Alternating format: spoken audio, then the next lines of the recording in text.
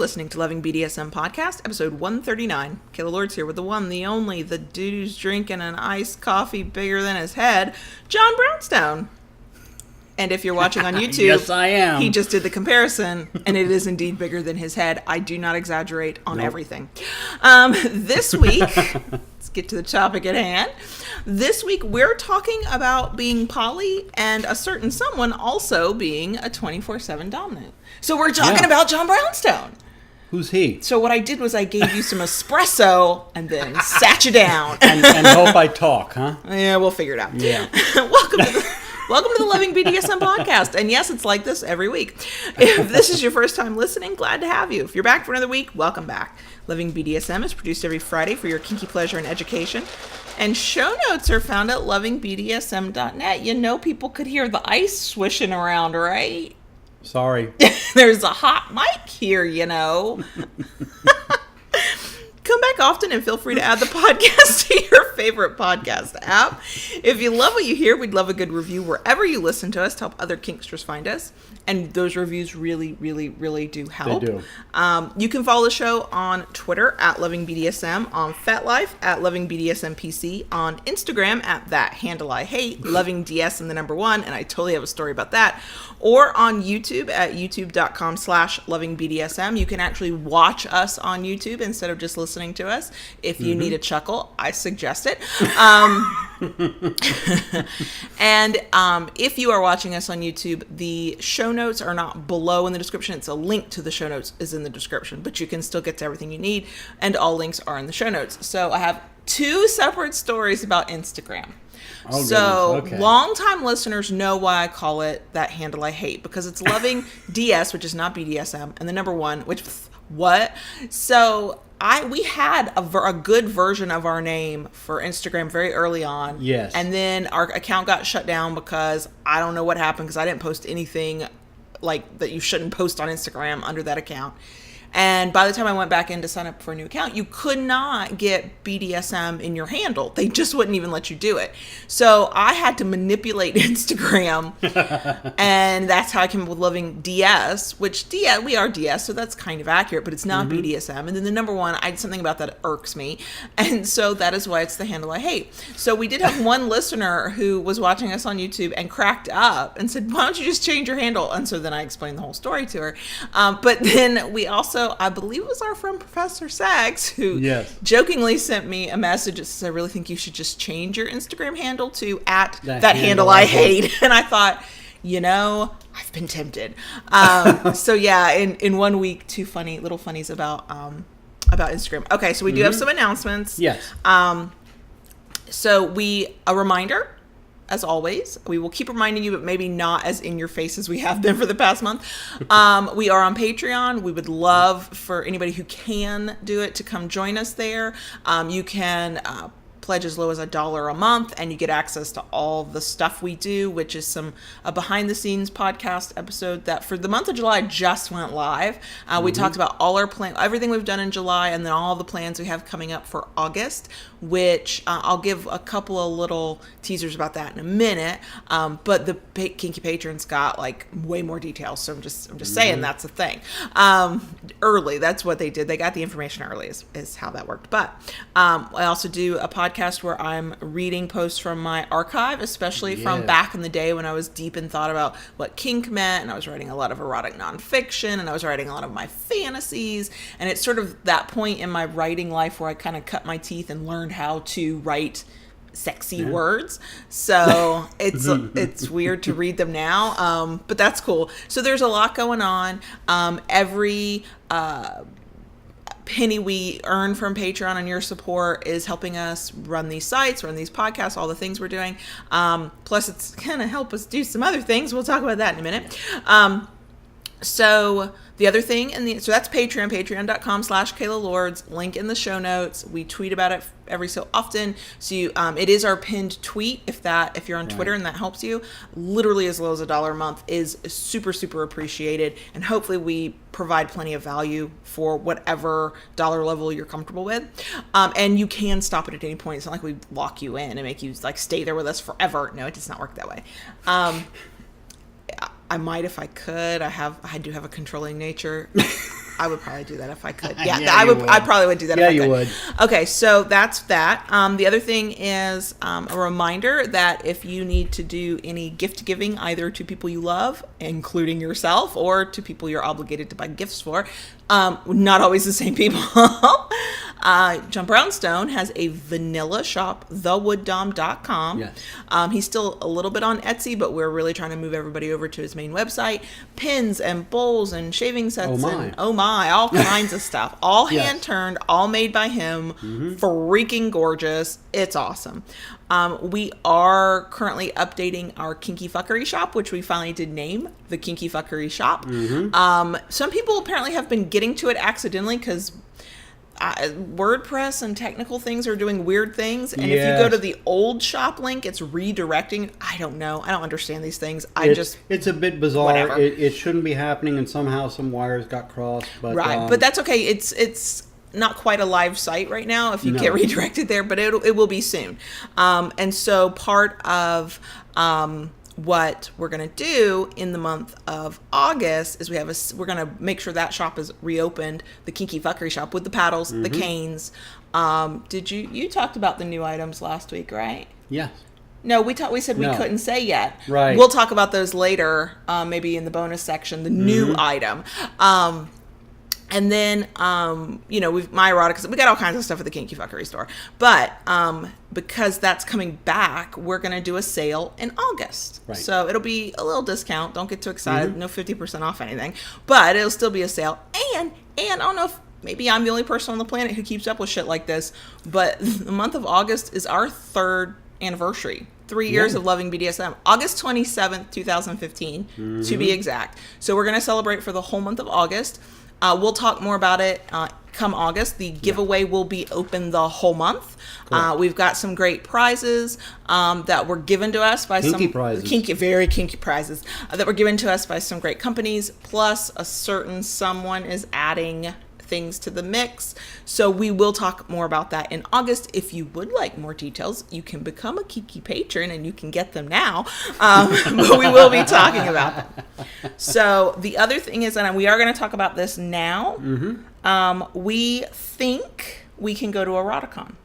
We hope so. We have a plan. Yeah, we have a plan. And so we're going to need y'all's help if this plan is going to work. We're going to need the whole world's help, quite frankly. So it's not like I'm not just looking at you out there who can, see my face or hear my voice. It's collectively the you of the world. Yes. But what we're going to do is we're going to take all of the net profits from both the vanilla Wood Dom store and the Kinky Fuckery shop, and anything. So right now we're sitting at a certain level on Patreon, and it's the perfect level to pay for all of our expenses.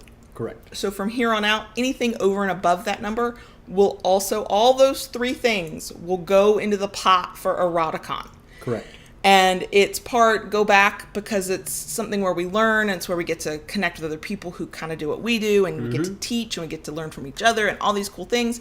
But we're also doing a redo on London and the honeymoon because the honeymoon part did not happen. No. I mean, I did have somebody message me and say, y'all said you'd probably do an Eroticon episode.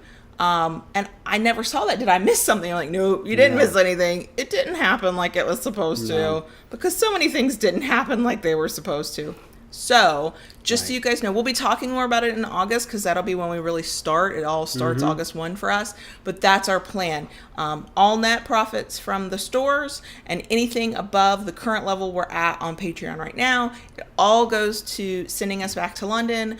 I even put in a speaker proposal for Eroticon to potentially speak again. So we will see. Definitely no guarantee there. So it's just, so we'll definitely will talk more about it in August. So but if you want to know some of the details now, Kinky patrons, low as $1, you too can get the deets first. Okay. Now I'm gonna move on. Yes. Okay, because I'm getting a little bit better about promoting us. I still feel really weird about promoting us. Okay. I know. So I want to talk about a show now. Okay. So this topic was suggested to us by our friend, whom we adore, Professor Sex. She is wonderful. When we did a call, I think on Twitter, for topics to be suggested, especially from a dominant perspective, because we don't talk about those things. And that's the general, we don't talk about those things quite as often. She gave us a really good one, and I added it to the list. And she asked us to discuss a Dom's take, that would be John Brownstone, his take, on navigating non-monogamy while maintaining a 24/7 DS. So if you saw the title of the show and heard the intro, we say polyamory. Right. That is not the only thing that non-monogamy is. Non-monogamy can be an open relationship, it can be swinging, it can be just being monogamish, where you're not completely monogamous, but you're not, you don't have multiple partners. We identify as polyamorous. Can't even use my words right. So that's what we will talk about, because that's a relationship. This is strictly this is our perspective on these things, and hopefully if anybody find something that they can glean from it that's helpful, then that's wonderful. But this is another one where it'd be primarily, this is how we do this, and it might not at all reflect what other people do. So I do have to tell this little bit. So I remembered that we had the topic. I'd been looking at it in our list, and I knew exactly what the companion blog post would be, which it was published on Wednesday. It's linked in the show notes as well. And all that was my perspective of being a submissive who does not have other partners with a dominant who does have other partners, right? So I thought about that topic, and immediately my blog post came to mind. I went, I want to do this topic. You had a light bulb moment. The whole bedroom just brightened up. And it was a bright light. It was like a full-blown halogen light. But because this topic focuses on John Brownstone, and he has to be the one willing to talk about these things and to share these things, we had to ask how he felt, right? I was like, what do you think of this? And he looked at me like, I said, what do you think of this if I ask probing and too personal questions? And he went, yes, we can do that. Okay. And then the other way that I got him here, and I've made him a happy dominant man. It's happy hour at Starbucks the day that we're recording, and we both have coffees as big as our heads. Yes, we do. They look like, if you can see them on YouTube, they look like milkshakes, but mine's a latte and yours is a mocha. Yeah. Decaf, though. We did get decaf. I like to say, you've got to stop swishing that around. People can hear your ice. I don't know if anybody turned on this podcast just to listen to your ice. Carry on, girl. Well, I'm about to turn it over to you. I have been talking for 15 minutes. It's your turn. So here's how part of this, there was my perspective. I did write a huge long blog post about it. To sum it up, too long didn't read. I'm perfectly comfortable with it. We've set boundaries. I set boundaries that I needed to be comfortable with it. And it works because I trust him so much. He earned my trust long before we ever did this. And he continues to keep and maintain my trust. One person did ask, one of our kinky patrons, and I addressed it in the blog post, but I'll address it here too, because I know it's a question that people have. To me, as the person who's, quote, allowing this. And the question is, well, how do you let him have these other partners, especially submissive partners or bottom? Some of them aren't necessarily submissive, but they're kind of a bottom, without worrying that he'll find somebody else better than you or he'll leave you.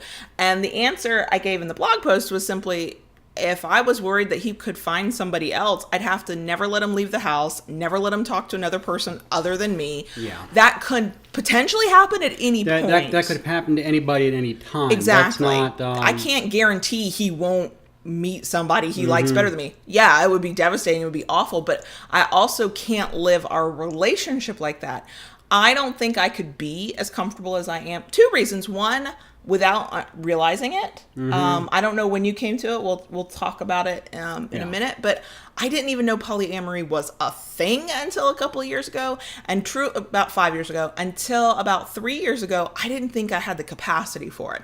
I honestly did not know. And I will say, I don't know that I would have ever been able to do it with just any partner I've had. The level of trust that John Brownstone and I have established with one another, it doesn't even occur to me, because quite frankly, it's exactly what I said before. If somebody could win his love away from me like that, that's going to happen at any point. I can't control that. And I'm not going to spend my life worrying about it or trying to control it. That is me. Other people have different takes on it and different feelings about it. I do because it is so hard to win my trust, romantic, sexual, DS Right. trust, it is so hard to win that trust that once you've got it, you've got it. I'll pretty much let you do whatever the hell you want because I'm not worried about it. I mean, first and foremost, from my, I am totally vested in our relationship. Thank goodness. I'm very happy to hear that. I'm sure you are. But I mean that in a way that you are and always will be first and foremost.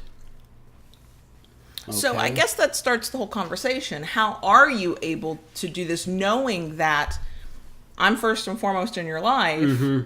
How does this work? And that's a big, broad question. That'll take It you anywhere you want. But, do you want to start with how you figured out you were poly or how you're able to do it with me? Could you have imagined doing this with any other partner you've ever had? Kinky or otherwise? I honestly don't know.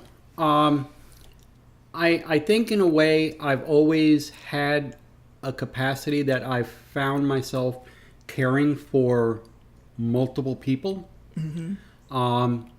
I think it comes from, not that my parents were by any way, shape, and form would be considered hippies. I've met them. No, Okay, nobody right. would call them hippies. No. But where I grew up, there was a very heavy 60s Woodstock era influence. Free love kind of thing. Yeah. And I think maybe Maybe it that- just made you open and accepting of the idea? Yeah. Even if it didn't go, go be poly. I mean, I even, not that this really maybe it does, maybe it doesn't. When I turned 18, I lived on a commune for a while. I would imagine that would influence you greatly. I'm thinking that could be influential in a person's life. I don't know. Call me. I don't know. I just think so. What kind of commune was it? I don't want to lump all the communes together. That seems unfair. I'm sure they're all unique and different in their ways. At this point, I really don't know how to describe Was it. there a lot of sex, drugs, and rock and roll? Yeah. Okay. Yeah. Well, then that's like every other commune I've ever imagined Yeah. in my life. So maybe they're not. all But I mean, different. everybody worked for the common good of everybody else. Right, and I've heard that about, we grew our own food. Some of us did work, and everything kind of But went everybody into contributed a pot. to- Everybody contributed to the whole. Gotcha. And so were there in that, because this is fascinating. He's only ever briefly mentioned this to me, so I feel like I got like a captive audience here. So in that particular commune, were there a lot of very strict boundaries with relationships in general, like you'd see in general society, or was it looser in general? I'm sure No, there were... it was much more looser and open. Gotcha. Just whoever looked interesting that day that you were both into, and wasn't Yeah, that fun? Okay. It was the relationships. Not that people were bed hopping in any sense of the word, but things were very open. You were just sort of free to be who you were, love who you were, Yeah, fuck who you were, and all that. enjoy whoever's company you were open to enjoying. And there's a part of me that goes, wow, that sounds amazing. And then my cynical side kicks in. So Oh, I'm not yeah. sure I would do well at the commune. I'll just say I might not be cut out for that. So we'll start with current relationship, I think, because that is where we will get back to the past. Yeah. Do not worry. But with our relationship, so I'm going to start with there's no order to this, y'all. So just hang on. So a question that I have thought, I've never worried about it, but it is a question I've thought, and I'm sure other people might think it too. So you are in a deeply committed relationship with me. Correct. And then you have these other relationships. Before we talk about what those other relationships are, as much as you are comfortable talking about, of course. Yeah. How do the feelings differ? I mean, they do differ. I can't imagine you'd feel the exact same for me that you feel for somebody else, or that you'd feel for them what you feel for another person, right? Is it a different... It is different. With one, it's actually pretty much just a DS. Just a power exchange? There's just more of a power exchange than anything. You're friends, you respect each other, you genuinely like each other. Correct. I mean, you wouldn't do it otherwise, I know Right. you. But it's just a power exchange. It's pretty much. Now let me explain. This one is long distance. Mm-hmm. Okay. We have never met. We've talked about meeting. Mm-hmm. Have hoped to meet at some point. Sure. But it's strictly online. Now I will say one of the pitfalls that I fell into, that you had to check me on with it early on, was I got sucked into the new relationship energy. Yes, I recall. Big time. Yes. I recall that. This person and I, we were, oh my God, every free moment I could be, I was tapping away and Yes. chatting. Yes. Yeah. Yes, that did happen. And, so that was something I fell into. And when you kind of called me out on it. Gently, y'all. I didn't have an attitude. But I did say something. You didn't have an attitude, but you did say something about it. I didn't realize how easily and how quickly I had fallen down that rabbit hole of NRE. Mm-hmm. It just really... And on one level, it's really cool to see that happened to you, because it means Mm-hmm. you've made a connection. It means you're excited about something. Yeah. I think I remember briefly having feelings, just a moment of going, oh, well, I wish I was getting that attention, but it really did just flit away very quickly. I didn't sit in that feeling. And I do remember sort of going, it's fine. And it's when it got to a point, it didn't last long. I mean, it wasn't months or anything, but there came a point where too many times in a row, I had to wait for something I needed. Yes. And, it's funny because I don't know if this is somebody who understands non-monogamy better than I do. Please tell me.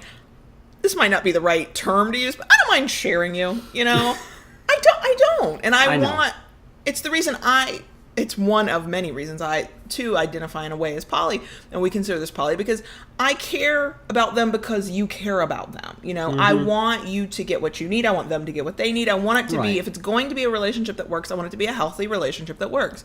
But there does, I believe I said at one point, I'm important. And we did have to have that conversation. Right, and we've never had to have that conversation again. And we have not had to revisit that we talked about it. We worked through. I kind of set some boundaries. Okay. And I guess, while one of the things for me is that, obviously the others know about Kayla. Right. That was one of my rules. They have to know I exist. Absolutely. And I think what I find fascinating is that they also care about you. Yeah, I know they do. Okay. So it's kind of like a circle of life, maybe. A circle of kinky life. Circle of kinky life. Because that's true. One of your partners, I know online, we run in the same circles. We know each other online. We have talked online before, but we don't know each other either. And then the other partner, we both have met in person. Yes. And that experience with her was the moment I realized I could do this, that I was capable of this. Because it was first threesome. Yes. Fooling around. I think both of you thought I was going to be the center of attention, and the two of you would kind of keep your distance. And I'm not prone to getting wild hairs up my ass, but when I do, I get big ones. And if you are not Southern or country, that metaphor might have just really weirded you out. Sorry, my roots are showing. But it was when I asked you guys to kiss.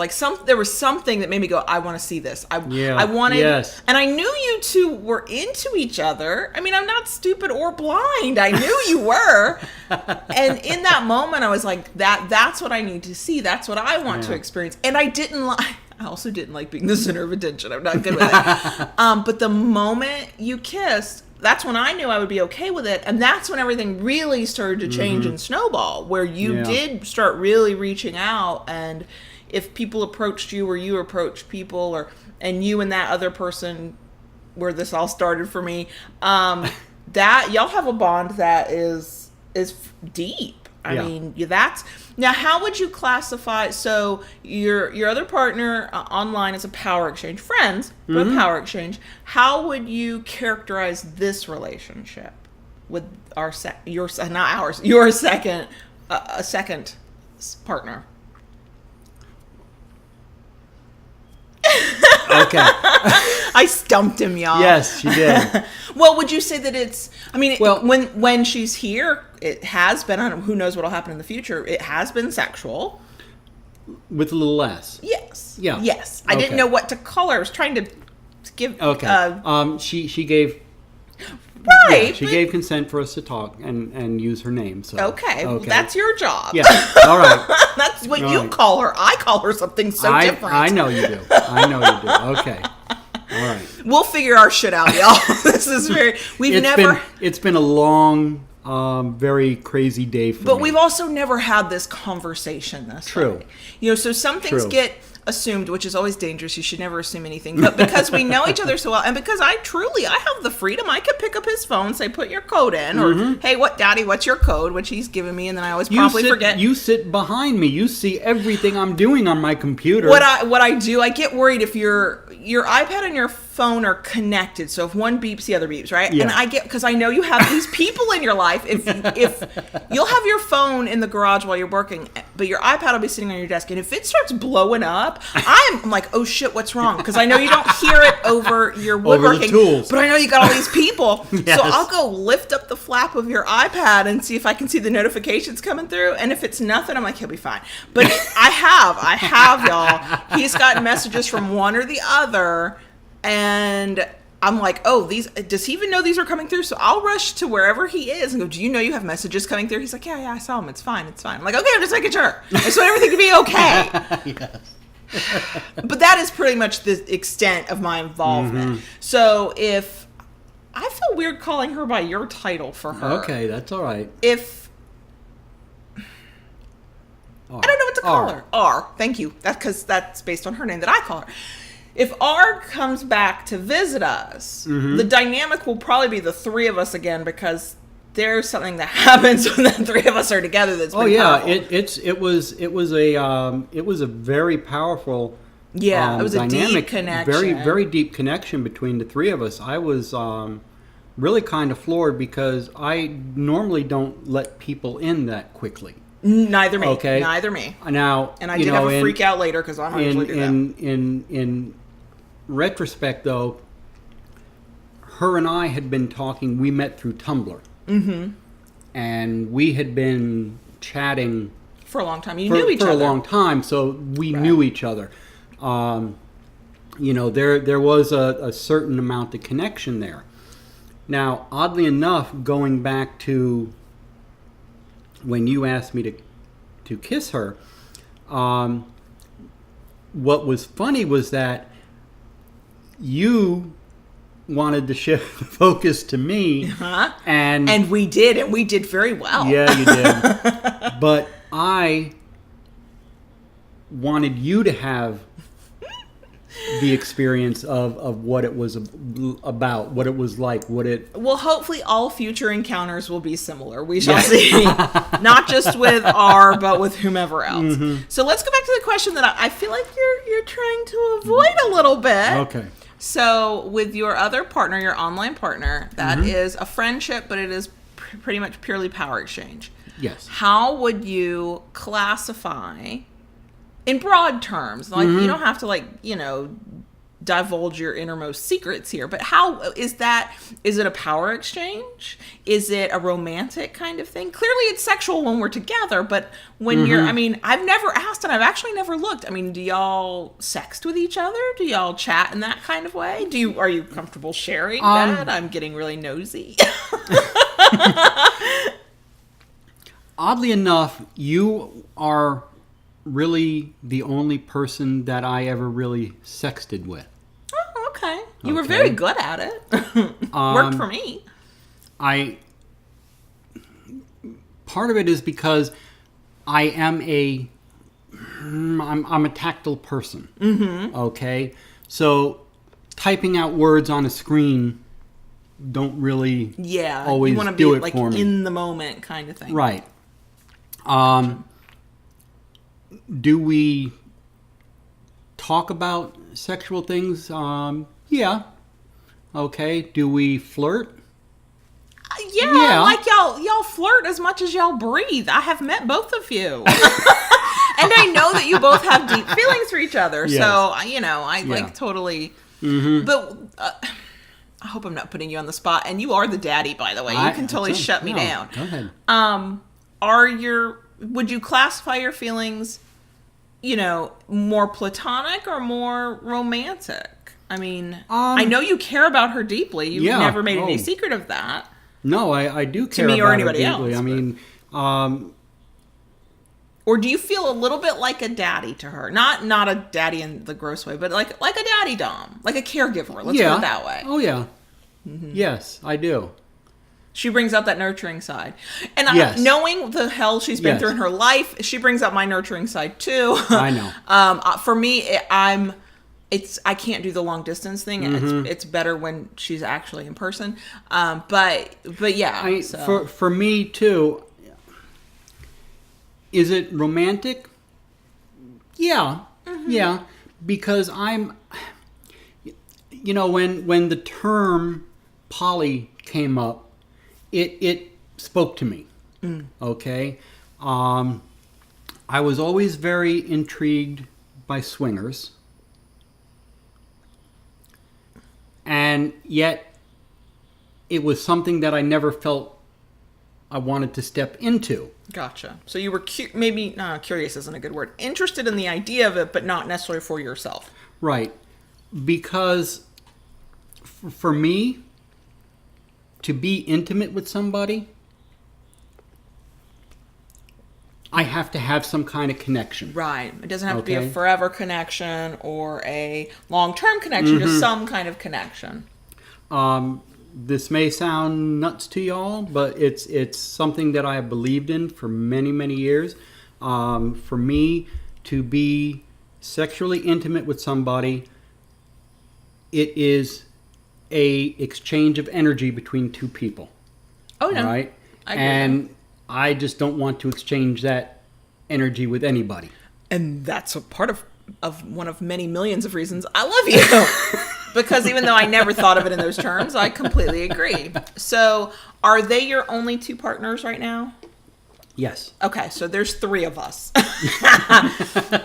all female, there's three of us. Yes. Okay, so the top question, because the original request for the topic was how do you manage to be a 24, we have a 24/7 DS relationship that we're maintaining, and you're poly. So can you give us some ideas of how you juggle that? With little ass, it is not so much that we have a power dynamic between us. She does respect that. Now, when she was here, it was kind of funny.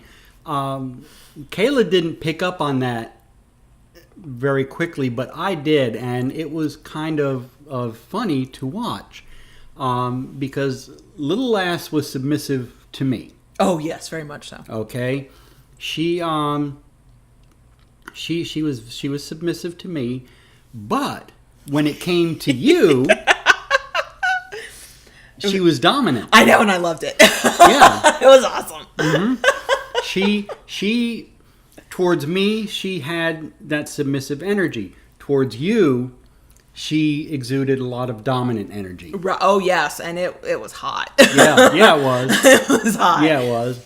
And when I first told you about it, you were like, oh, no. And I was like, well, there was this, there was that, Oh, yeah. Doms speak the same language. Y'all know each other. You can find each other. It's like a homing beacon. So, but you do. I have witnessed, and I don't know how you see it, but you do act as almost an advisor to her. She's got a question or wants your opinion, and I know there are things she wants your approval on. Not in the same way I, as your submissive, want your approval. Like, she's not asking for permission, but I think she trusts your judgment. I know that for a fact. She's told me that. And she does want to sort of know what you think about a situation to help her decide what she wants to do. Correct. So, I mean, it's not a strict power exchange, but it's certainly seeing you as an authority figure of some sort. True. I mean, it's, well, I think you helped come up with this. She, you would not let anybody else ever call me daddy. Nope. That's a hard, like that, right? Even, that's messing me up. That's a hard limit. That is a very hard limit. It's one of those hard limits that's so hard I don't even feel selfish about it. That's like, come at me with that one. No, not cool. So, she calls me Papa Bear. Mm-hmm. And I helped you pick the name, and I love that name for you. And see, I said this in the blog post. I do not care if your partners, because I know you have the ability to express your dominance in different ways with different people, depending on who they are, the energy exchange, all of that. Right. But on a lot of levels, you're a daddy. You just are. You're a daddy dom. And I recognize that other people are going to see that in you, and they're going to be drawn to it, and they're going to want to maybe experience that for themselves. And so I don't have a single problem with somebody seeing you as a daddy dom, you being their daddy dom. And all I ask is that whatever title they use, it can be like daddy. It can mean the same thing. So yeah, when she started calling you Papa Bear, I was like, I love that. If I had thought of it first, I might have stolen it because I like it. But really, you're daddy, and you just will be. So it's not the meaning behind it. Right. That I am bothered by. It is just that's my word. Right. It's just oh goodness, I'm having feelings. We got to talk about something else. All right. Now with the other person, now she is married. Mm-hmm. All right. She is also poly. Yeah. Yes. She is also poly. I guess clearly she's in a power exchange with you. Yeah. She is poly. Now, before anything happened with us in having this kind of any kind of power exchange, I actually chatted with her husband. And I really liked that. That made me feel better about it, and it's not even happening to me. Yeah. I mean, he had certain concerns, and rightly so. Right, absolutely. And through that, he had these concerns, and he and I talked about it. And with that, certain boundaries and parameters were set. So he had boundaries for himself that he needed to be met to be okay with it? Yes. Ah, cool. Okay. Yes. I feel less alone now. Yeah. Okay, good. Yeah. And I think that's something, especially, I don't want to go into too much detail with it, but I don't think he is poly himself. Ah, gotcha. Okay. But he accepts the fact that she is. Correct. Gotcha. Correct. Gotcha. So, it's I'm not gonna lie, it's a little bit of a juggling act. Well, I would hope so. I would hope it's not like, oh, this is easy. I just put everything on automated whatever. No. You're dealing with people and real real feelings and real situations and real lives. So it should be a bit of a juggle. But it is. From my perspective, I do not, because that person, your online person, was the first time we branched out like this. Yeah. And so it made sense that there would be that blip as you figured things out. Right. But since then, anytime I've ever felt neglected, it was because you and I were just too fucking busy. It wasn't because you were ignoring me, right? Or I felt ignored. It's been more that our general life in general. Our general life in general, huh? All right. I love you. You're the words person here. Okay? I so know. Don't. But no, I mean, yeah, it's just because our life itself has gotten hectic at times. And I think that is helpful to have come into this for both of us so clear-eyed and so strong in our relationship, because when things, I'm not blaming these other things on any problems we're having internally. Yeah. I recognize what's going on internally and that we need to work on it. Now, have you had conflicts with either of them that you've had to resolve? Yeah. I mean, it's not unheard of. It's like any other relationship. I know. Well, nothing ever goes smoothly. Everything should be perfect all the time. But do you find, because you are dealing with different people, that you tend to handle conflict similarly to each of us, or is it very unique to each individual person? It's different but the same. So you have your own style, but you adjust it to each person? Yeah. Do you ever find that, I don't mean always, but just every so often, do you ever find that tiring or exhausting or overwhelming? Yes. So how do you handle that?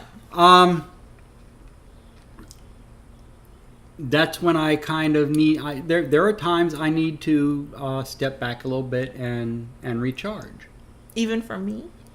It's okay, you can tell me. I can handle it. I'll only cry a little. Remember why I took the trip to Bradenton by myself last week? I thought you were getting away from the children.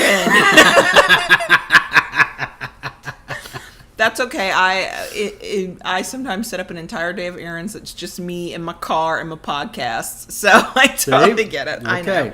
I know. I mean, it's it's something I think that everybody in every relationship at some point needs to do. You need a certain amount. Not that you need to create a void between each other, have some time away from each other. But sometimes you need to have your space, your time. But I would think, now granted, each relationship is unique, and some at times, I guess, some are more involved, some are less involved. But the fact that you are expending a lot of mental energy on the needs of 3 very different people, it would only make sense to me. If you had said, "Oh no, I never get tired, I'm fine, I got this," I'd be like, "What drugs are you taking? And will you please share them? Because I would like to never be, overwhelmed." Oh, yeah. For the podcast I was listeners, pointing at my coffee cup. Right. Yes, I know. Coffee is your drug of choice at this point. So we've talked about in this episode, not in this episode, on this show many, many times, that sometimes even you can screw up. I can get mad at you. We have to apologize. We have to deal with all that. Have you had a moment like that with them yet, where you've been the one who, was the reason for the conflict and have had to fix it?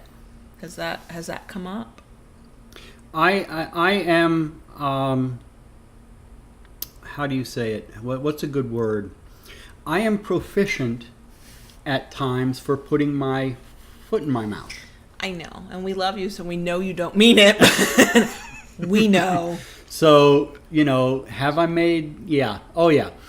Oh, but yes. Clearly you've worked through it because you're still in these relationships with these people. Yeah. Do you have any interest or can you foresee having, not necessarily even in the submissive or bottom or, whatever, a power exchange kind of role, but can you foresee having a 4th person on some level? You sitting down? Well, I hope so. Okay. I have entertained the thought. Okay, not gonna lie, I've entertained the thought. And I think if that were to be the case, I would want it to be I need a word. Somebody local? Yes. So not long distance. Yeah. Because long distance does, and no matter what level a relationship is at, long distance does take just more energy. It takes more emotional energy, mental energy, time, and it can be worth it. Anybody who's done LDR knows that it can be worth it. It's tough. But yeah, it is tough. And I know that we don't talk too much about it because there's nothing to say at this point, if ever, but I know you've kind of put feelers out locally, and it clearly hasn't come to anything because there's nothing to potentially mention. But But and that does make sense, because I'm not sure I could do long distance with anybody. Even now, I don't have anybody. I got you, and that's, I'm perfectly happy. Yeah. But if I were to entertain the idea of it, I don't know. I wouldn't reject it out of hand. Right. But yeah, it would be. I personally would be afraid of disappointing somebody, because I would be worried I couldn't give them enough time. So I always find it pretty. I've watched you though. You are very routine and structured with your day. So yes.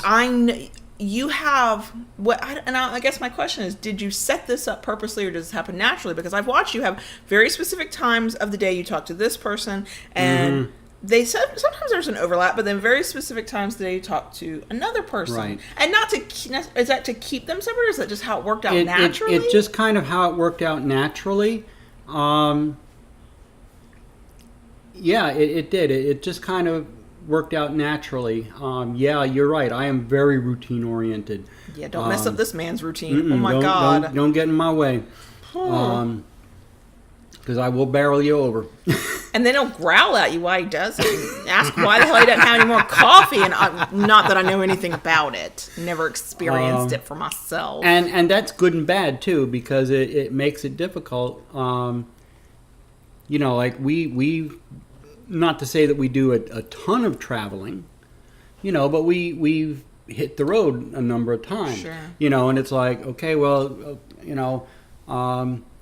okay, the last I'm going to be traveling. Okay, so we're going to be traveling, and right. And then well, they want you to check in, or they're traveling, and right. you check in with them, and it's a juggling act. It is. But you enjoy it, or you would not keep doing it. Yeah. You enjoy them. You have a connection with them. Absolutely. Have a very strong connection with both of them on it's different levels. Okay.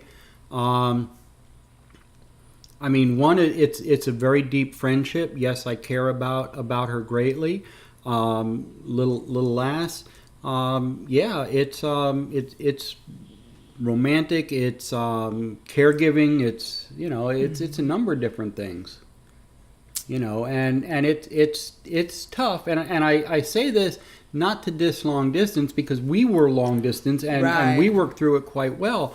But there are times when little lass or the other, they're having bad days, and it's like, all I want to do is just give them a hug. You want to be a daddy, I know. Yeah. And that's hard. Like the other day with you, when you were having some things going on, and you just needed to step away from what you were doing, and I went in the room, and I could not do much more than what I did, but to lay down next to you and hold you and stroke your head and be there for you. And you did what you're good at, and you've always been good at with me, whether you're close by and we're in the same room, or we're long distance. And so I have no doubt you do this for them too, even if you don't realize it. You've always accepted me as I was, even if you were like really confused, like, what the hell's going on here? You might have asked, what the hell is going on here? And yet you've never, you're not judgmental. So if somebody says, I'm freaking out, because you're not telling me why I shouldn't be freaking out. You're not telling me how I should fix it. You're going, okay, I'm here with you. What can I do for you? And now that you kind of know what you can do with me specifically, because we have been together so long at this point, you don't have to say anything. But I have no doubt, because I know you, that they, in their moments of need, have felt some version of that, because you used to do that for me when we were long distance. I'd be freaking. True. You might try to calm me down. You might try to get me to see some reason, but you never negated my feelings. You never said I was, wrong for having them, or that my feelings were wrong. It was an acceptance of who I was in all my, emotional glory. So that's part of who you are as a human being. And so I have no doubt that you provide that on some level for them too. And that is comforting when the whole world is trying to tell you how broken you are, or how wrong you are, or how weird you are. To have somebody in your life who says, nope, this is who you are. Cool. Then I'm cool with that too. and that's powerful. So I can see why, while they're all, like saying, hey, to you, because those are the two you've made a deep connection with. And I know you've got a lot of friends and flirtations. We talk about those too. Oh yeah. Because even before we really, I mean, this is going to sound, no, never mind. While to some degree I am an introvert, not when it comes to flirting.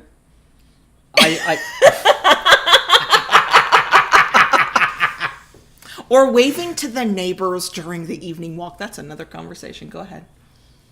That's a whole other girl. That's not even about this episode. We're talking about being poly. Right. Yeah, I enjoy that harmless flirtation. And you're good, and people are typically women. I mean, I don't want to like just say it's always one type of person, but typically women are very drawn to that with you too. I mean, I know you have flirtations on Tumblr, and some people are so sweet. There are some people who will not message you without putting me in that message too. I'm like, I don't need to know. It's fine. But I won't say that. I respect that they respect the relationship enough for that. And then there are some people who will get flirty with you, and then apparently they get worried that it's gone a little too far. They're like, does Kayla know? It's like, she's standing over my shoulder reading this message. Yeah, she knows. So, but it's funny. We did not really identify as poly for a long time. And you've been with your online submissive for a while. And we still didn't consider ourselves poly. We did always say we were monogamish. We check out people together. Oh, yeah. I was going to mention that. One of the things, obviously we talk about it enough. We go to Starbucks all the time. It's our home away from home. Yeah, they know us on site. They all know us. It's kind of like walking into Cheers and hey, Norm. I know. The one thing we do different is we kind of switch up our drink order so they never know what we want. Right. So it's always a guess. But when we're there, she'll, like you tweeted the other day. Oh my God, yes. You'll be checking out guys, and that man was fine. He was. Oh my God, he was so gorgeous. He was. Oh yeah. Oh yeah. And I'll check, with her, and she'll check out women with me. Yes, I will. I'm usually looking at their ass. So you're an ass girl, huh? Oh yeah, I have. Yoga pants are the best thing ever, and not just because I like wearing them. I have questions about my own sexuality that I'm not sure of.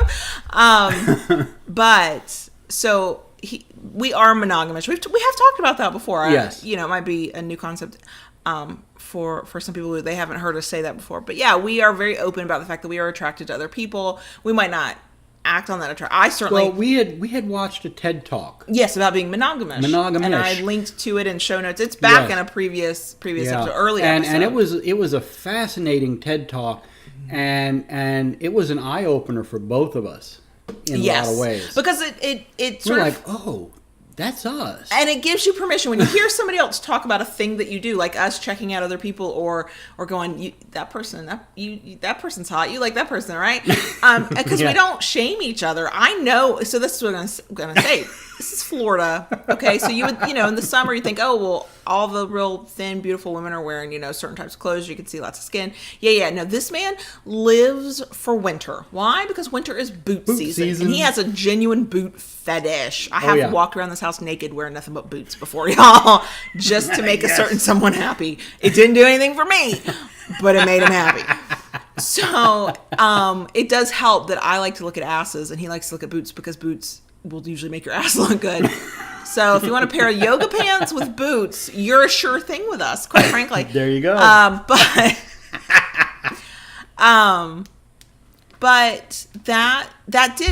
watching that video gave, for us, it put a name on what we were already doing, but for other people, it gives permission. It lets them know that, oh, this thing we're doing is not deviant in a bad way. That's a potentially healthy thing.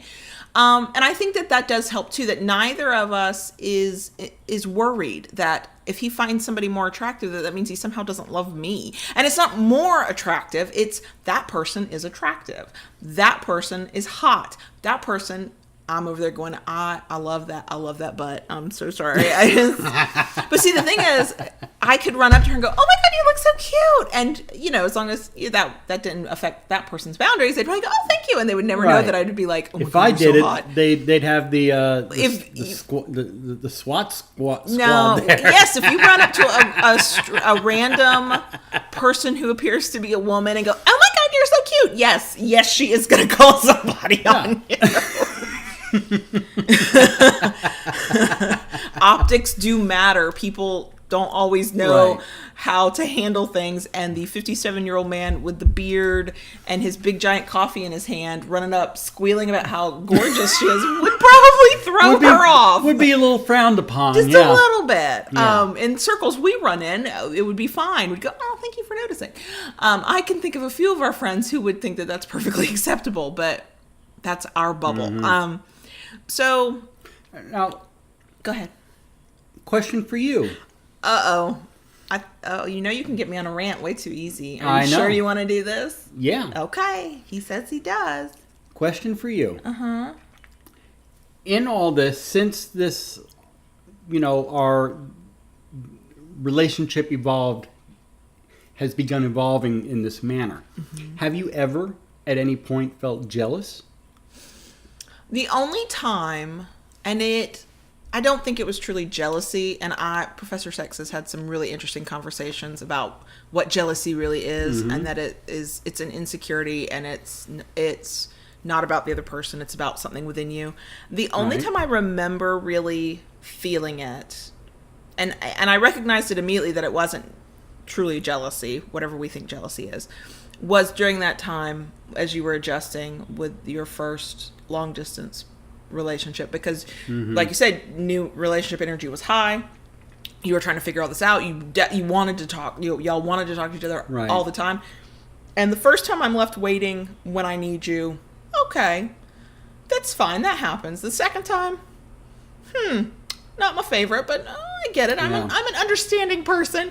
By the time I got the fifth time of something I legitimately needed, that's crossing a line. I went, I'm done. At some point, I can't have these, the way I try to be fair-minded. So had it been a crisis, I'm going to stand back and go handle what you got to do. I'm fine.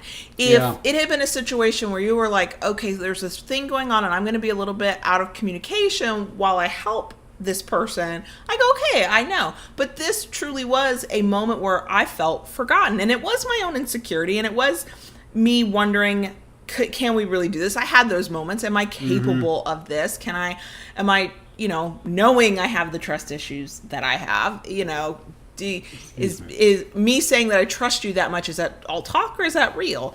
And so they were twinges, but anytime I even have a twinge, I just come talk to you. So and now the twinge is not jealousy. It's not jealousy in the sense of my relationship feels threatened, or I think my relationship is being threatened. It's, I'm a baby girl and I want all of the attention because I'm a baby girl. Because you're a baby girl. And but see, it does pay off to live inside your head a lot and to constantly be thinking about who you are as a human being, because I recognize those moments for what they are. I do not have blind baby girl tantrums where I don't know why I'm throwing a tantrum. I'm just pissed off. I know this is a baby girl moment, and let me pinpoint it back to a moment of vulnerability or just not feeling good or whatever. And so if it comes through, I just don't even remember the last time it came through. And quite frankly, since R was last here, and we had that wild weekend together. Yes. I don't think I've had that feeling since, because that was the moment that I witnessed you connecting in a very physical way, in a very emotional way with another human being, in a way that is slightly different than me, but is also the same way I connect with you. And it's an amazing feeling. Yeah. And so for me, at that point, any feelings that I might have had left over of potential insecurity and jealousy were gone. Now see, what I want to say about that too is, you talk about, yes, we had some very intense sexual energy. And, we talk about it, the weekend and what, but, it wasn't just a sex crazed weekend. No, we talked for hours. Oh my God. We sat and talked Until our throats were raw. Yeah. The three of us went out together. We went out in town. We, went to local attractions. And see, here's the thing. Here's what I know about myself, and I think you had said it before, there has to be an energy thing, but there has to be a connection. And on an energy level, yes, I have to kind of get a vibe from a person and go, yeah, that's my person over there. But there has to be an intellectual connection. If I can't have a conversation with somebody, I cannot fuck somebody. I'm not capable of it. Not wired that way. Not wired that way. And I cannot... It's not like I have a conversation, we check some boxes, and now I can fuck you. I have to think that you are interesting and intelligent and somebody I want to have a conversation with. Somebody who either fascinates me or interests me or, that I connect with on that intellectual and mental level. And then I can entertain the thought of a physical connection. Right. And that's the hardest part because, it's not there. Of course, there are plenty of people out there like that, but I have connected with people on that top level and then not either had the opportunity or felt a comfort level or the attraction or whatever for the physical. To go to the next level. And I am hopeless. I can try and be different. I can try and be different than who I really am, but I'm a person who has to be pursued. I am incapable of pursuing somebody else. I am not wired that way. No, you're not. I am not wired that way. You and I have been together how many years? And I think we can count on one hand the amount of times I have told you exactly what I wanted sexually. Yeah. And how long did it take? Easily over a year, 2 years before I could do it the first time? Yeah. So the idea, I don't know when I'm being flirted with. I don't even know. I've been accused of flirting. I'm like, I don't know. I don't know what that is. I'm having conversations and I'm trying to be the funny one. That is what's happening. If you take that for flirting, okay, that's how I flirt, I guess. I don't know when people are attracted to me. I don't know when they're flirting with me. I don't know how to handle it if somebody's direct with me and says, I think I like you. I'm interested in you. I want to fuck you. I'd be like, eyes would do that back and forth thing you see in cartoons. Like I would be. Yeah. So you and I are very much wired differently, which is why it is so strange to me that I have those interests and those leanings to the idea of having my own different kind of connection. Right. But because connections are always so deep for me, maybe I'm an impossible case. Maybe, the impossible girl? Maybe it just, I'm just too, I have too many, this, then that, and this, and then that, I can't, because the thing is it's two people coming together to create something, and it's got to be on equal terms, even if those terms are different, equal terms for both people. And then what we have learned is that your relationship with these people is, in a way, it's separate and apart from you and I, and yet we are all connected, because if one of us is neglected in some way or one of us is unhappy, in small ways it trickles to everything, because ultimately you're the center point for all of us. And if you are stressed or angry or hurt or overwhelmed or having to focus on one person, it flows out. Everybody gets affected by it. It flows outward, yes. Now, I would say to maybe close this. So this is funny. At the top, before we started recording, I went, I don't know that we'd have... I didn't record this time, but I said it to him privately. I don't know that we have that much to talk about on this topic. Yeah. I think that this I lied. I think this topic is a very broad. And it is, and we really are only. And the funny thing is, we're talking from our perspective, right, today at this moment, and then 6 months, a year, there could be a shift in dynamics. There could be new people. Some people might, go to different things. Something might end. Something might start. And then it's a completely different conversation because it's completely different people. And I think the thing that I have learned from observation and from watching and listening and reading other people who know more about this than I do is that that's what it is about. And as long as you remember that there are individuals with their own needs involved, I am not competing with either of those two. They are not competing with me. We are not, and I don't know, I don't, we are equal in some ways in the sense that we all care for you in our own ways. We each get a different amount of attention and probably a different intensity to that intention. But when you are with each one of us individually in whatever way that is, you are totally with us. Like when you're talking to me, I don't ever get a sense that you're mentally off with them. And if I thought you were, I would say something, and it would probably be that they're in crisis or they're having a problem and that you're worried about them. I would like to think, because I know you, that when you are talking to them, they know that they have got your attention and your focus.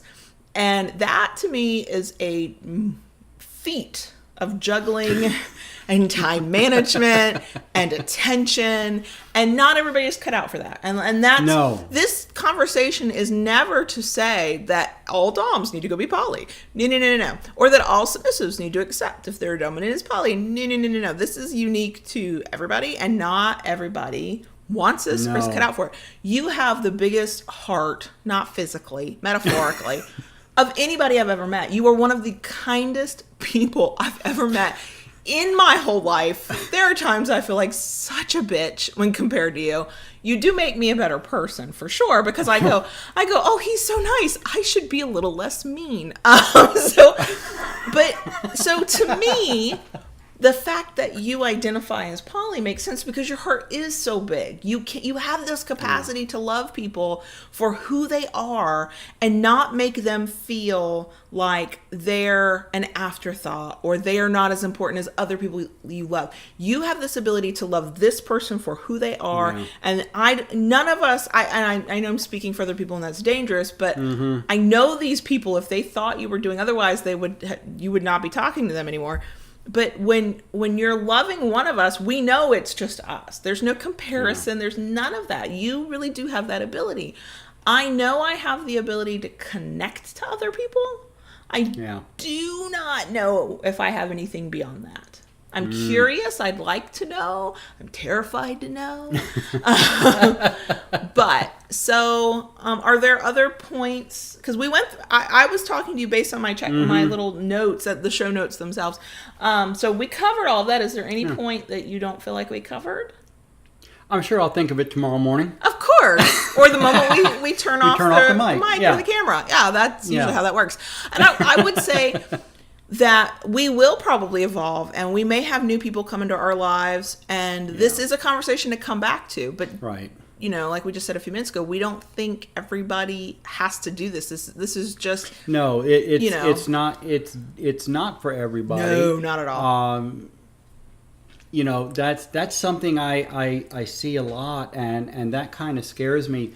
You know, especially from submissive. Oh, I met this dom. You know, we've been talking, and I've submitted to him, and he's told me he's poly. He has other subs, and I need to be okay with that and get okay with that now. Oh, you know, that's a problem. That's not okay. That's that's you something don't have to be okay with it, but you also then have to make a decision.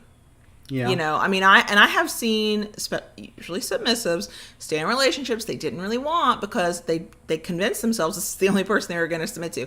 That's bullshit. Right. Okay. And that person saying you just have to accept the fact that they've got all these other subs. The worst ones to me, the doms who do this are the ones who say, I have all these other subs. I will do with them what I want, when I want. You, I don't care how poly you are. You are not allowed to have anybody. Yes. But fuck that. If you are poly and you're with somebody who's poly, you get to negotiate your boundaries that work for you. You do not get to have them dictated to you. Right. So there's that too. I told you too You told me a few things that will never happen, but you are okay with them if they do. They will never happen. No. I am too hard a case. It's just no. No, you haven't. And in all fairness, because the topic we focused on you and because I have no experience what it must be like to be a submissive with other partners. Can't talk about that. I do know I have friends who have those dynamics, and they can and should. And if they would like to write for Loving BDSM, they should pitch an idea. I think one person is pitching an idea. I was talking to her on Twitter the other night. But if we get to that point, we'll have that conversation. But I watch and I witness, and you have been very supportive. You have said what's good for me is good for you. So you have given me, when I use the term permission, I mean it from a dom to a sub, not like you would be accepting of this if I am okay with it. Right. I was joking semi-joking, kind of, very confused about my own sexuality. Let's just put it that way. About getting topped by a woman. Mm-hmm. Because I think that's the only way I could be with a woman. She'd at least have to top me. I don't know about dominant, but she'd have to top me.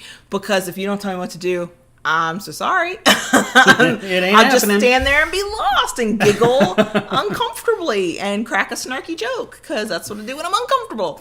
And then we have had limited conversations about men. Mm-hmm. You and I are certainly open to threesomes. We are certainly open to other types of connections. Right. They have been hard because we would like that to be in person. That has been very hard to come by. It has. That was the episode where it was Welcome to Womanhood. Yeah. Because you were talking to all these men. Because I was talking about, some of the poly sites that I had joined on. Yeah. Oh, it was just horrible. Yes. So, there are other variations that even we are open to and talking about and thinking about, but I think you and I both kind of let these things happen naturally and organically. We don't try and go force them. And sometimes I think that's kind of the best way when it happens. It certainly is for us. Yeah. I mean, other people are like go-getters, and they'll go out there and go, yes, you, mm-hmm. and that works for them. That's cool. Yeah. That's not. I mean, there is a certain aspect in life where you're not going to get something if you don't go out and get it. Absolutely, you have to at least put it out there that you're interested in it. You have to put the effort. If there's a person, you have to put some effort into it, right? And if there's not. You're not just going to sit back in your house recliner and wait and cross for people your to arms show up and wait for people to show up. They don't just knock on your front door and say, "Take me, I'm yours." What? No. I thought that's what happened. No, yeah, you do in have erotica, to. It does. I know it does. You get a job, and then the boss wants to fuck you, and ta-da, we're done. Right. You didn't have to do anything but be there.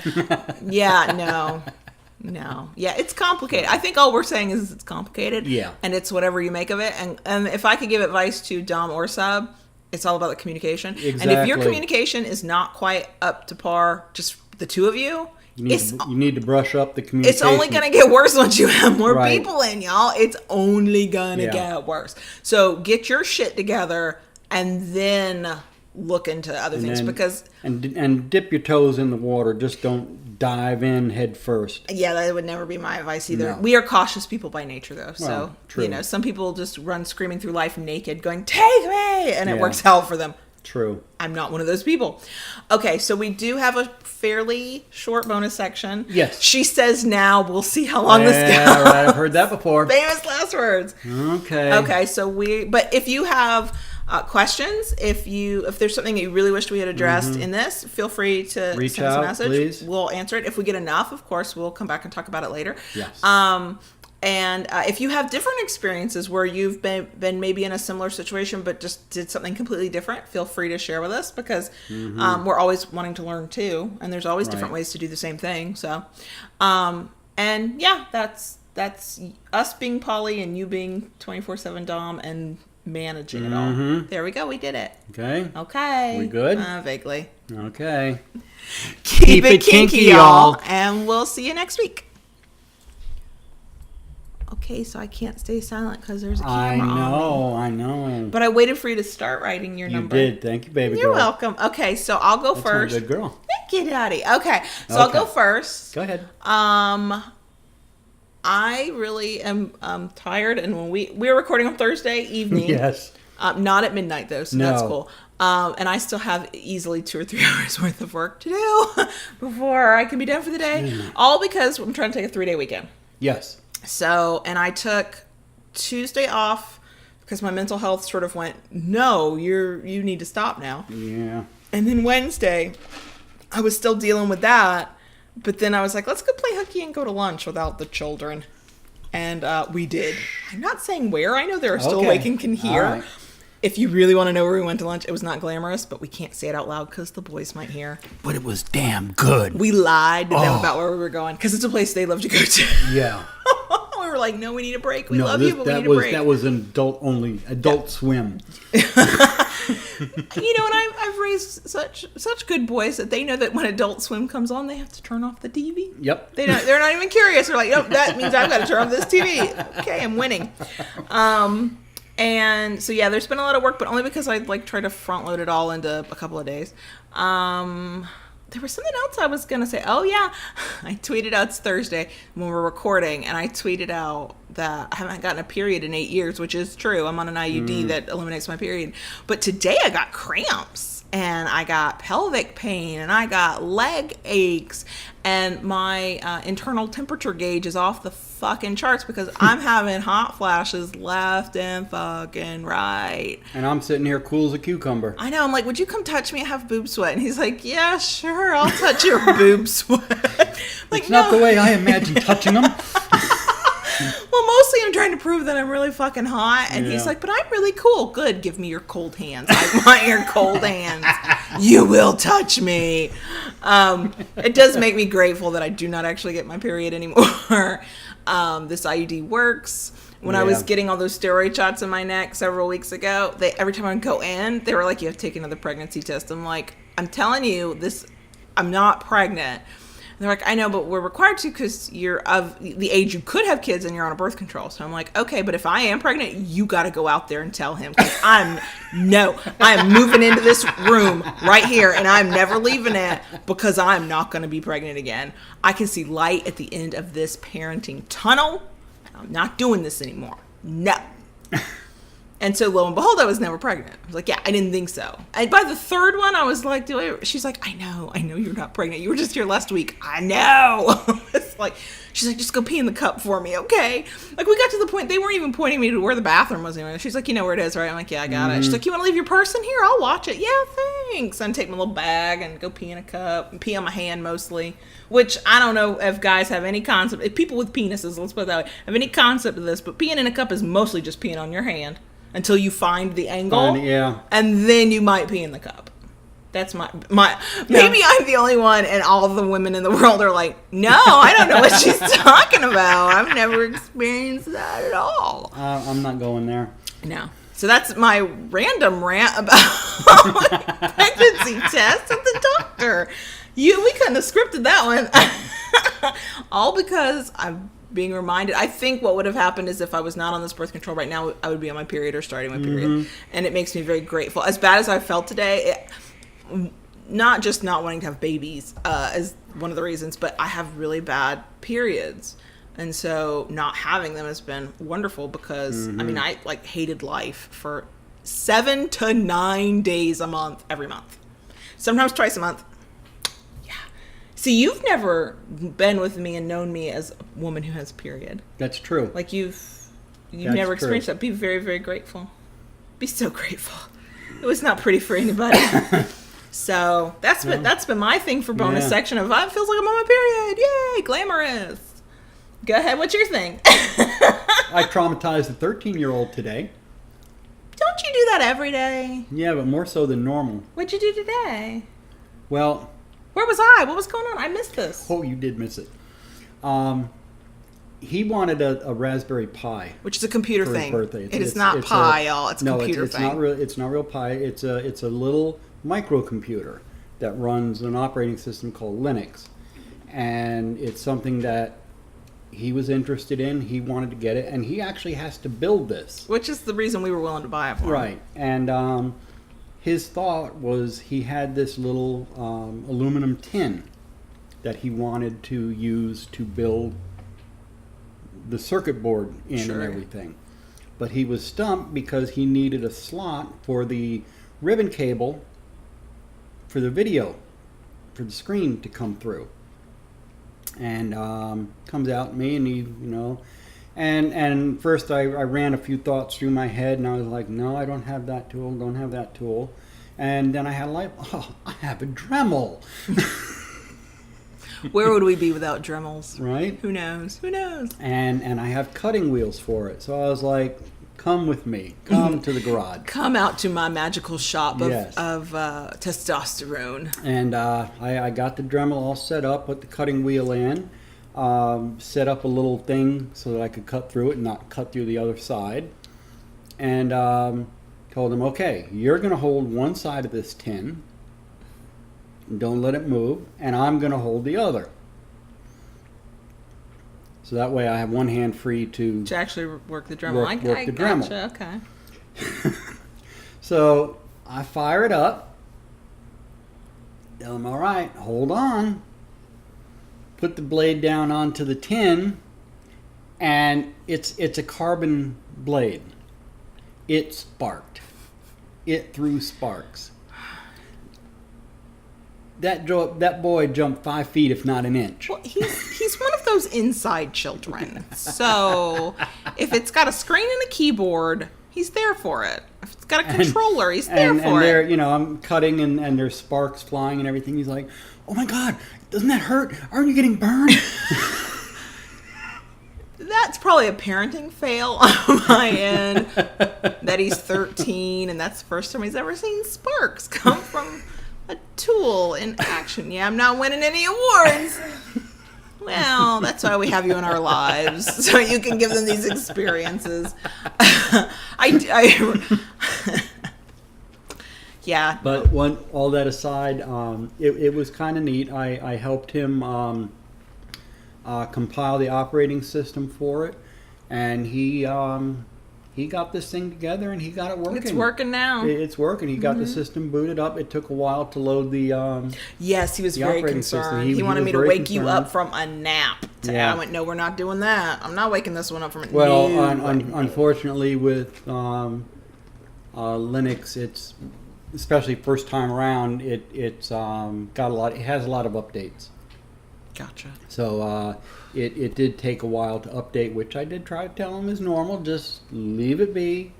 You know, it's his birthday present. He's excited. I know he was excited, and you know, it reminded me of me the first time I loaded Windows 3.1.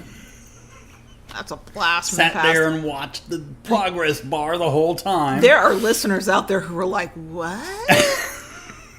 That's a thing? I thought it started at Windows XP or Windows Vista." Right. I know y'all are out there. It's okay. No shame. It's okay. It's okay. So we're goofy and we're going out of town this weekend because the adventure this weekend. And if I think about it, you know what we didn't do? What didn't we do? We didn't talk about our mail. We have mail.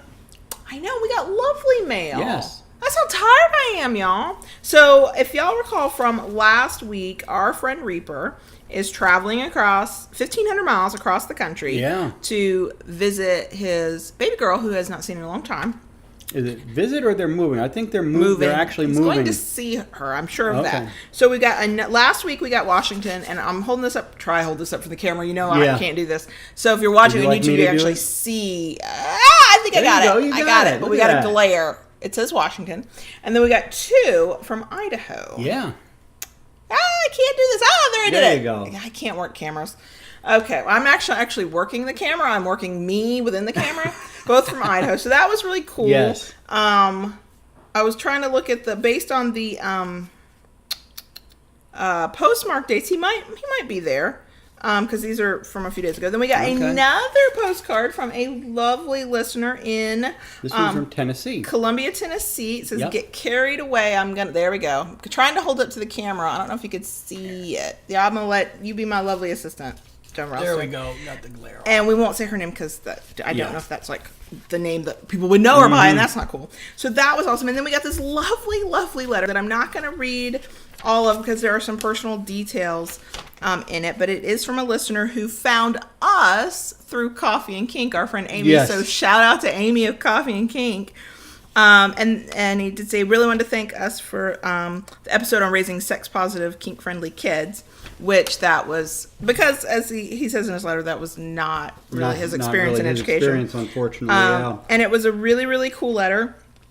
And then at the end, this was awesome because it said, "This is the first letter I've actually written in years." And I actually feel, maybe this makes me dorky, but I feel honored by that because it is an effort once we've all been typing, or many of us have been typing for a long time, and to actually pick up pen or pencil and write, it is an effort. My hand hurts. I don't write. That letter, that was really cool. That letter was amazing. I know. I sat down to read it, and I was just like, wow. Now there is this one section I will read. I'm skimming back through because we were like passing it back and forth reading it. Yeah. It says, on a note from your latest episode, coffee service should absolutely be a thing for a service sub. In this world of nasty K-cup coffee, having someone properly brew you coffee that actually tastes good truly is a service. Yes. That is true. That is very, very true.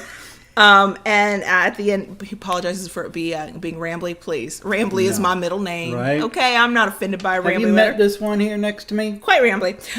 So it was absolutely lovely, and now I feel like shit because we forgot it at the end. And you know why? It's because it wasn't sitting right in front of me. Normally I put it on my keyboard on the laptop, which is what this beautiful lighting is if you're watching on YouTube.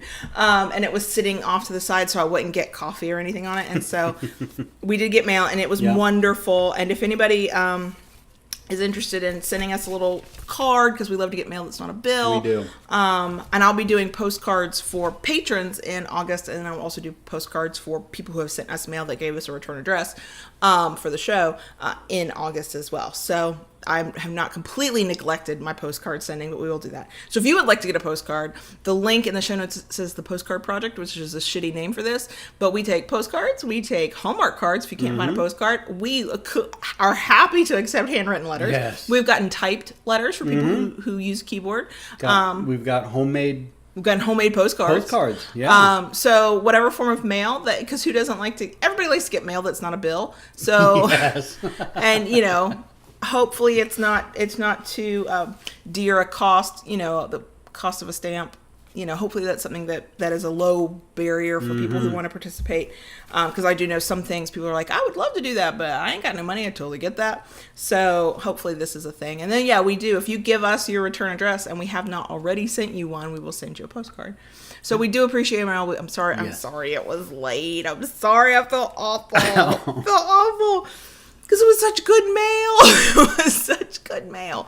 But yeah, so that's... Yeah. I think that's plenty. That's plenty. We talked way more than we thought we would. Exactly. As we always do. All right. Say goodnight, Gracie. I don't want to. And it's only goodnight for us. We don't know when the people are listening or watching. It might be morning or lunch. Okay. Or all right. high tea. That's a thing, right? High tea? Yes. Oh, yes. That's a thing. I know I can't eat it. I want to, I know. but I can't. Because I can't eat breads. I'm very sad. It's okay, baby girl. Don't they do a bread-free high tea? But except I want the cookies and the scones. And the little cucumber sandwiches with the cream cheese stuff. I want that. Yeah. But I can't have that. I know. It's very sad. It is. So we're going to go now so I can be sad and get back to work. I don't know. All right. Hopefully when you guys are listening to this, I'm on the road figuring out where we're going to live. Right. That's what we're doing next year. Weekend. That's what we're doing this weekend. We'll talk about that next week in the bonus section. Yeah, and we might show pictures, be goofy. Y'all know how we are when we get on the road. Yeah. Okay, so that's it, right? Yeah. Love you guys. Love you. Bye. Thank you. Bye.